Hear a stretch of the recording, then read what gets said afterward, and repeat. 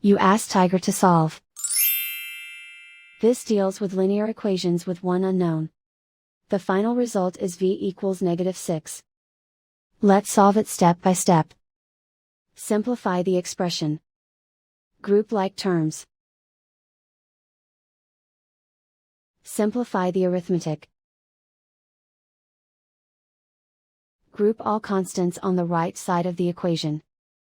Add 8 to both sides.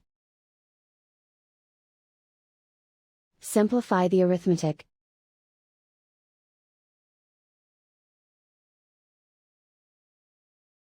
Isolate the v.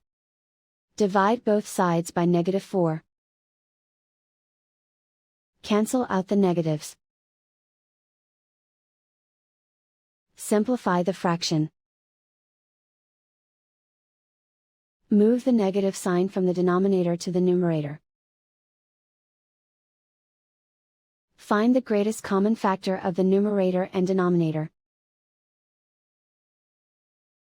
Factor out and cancel the greatest common factor. And so the final result is v equals -6.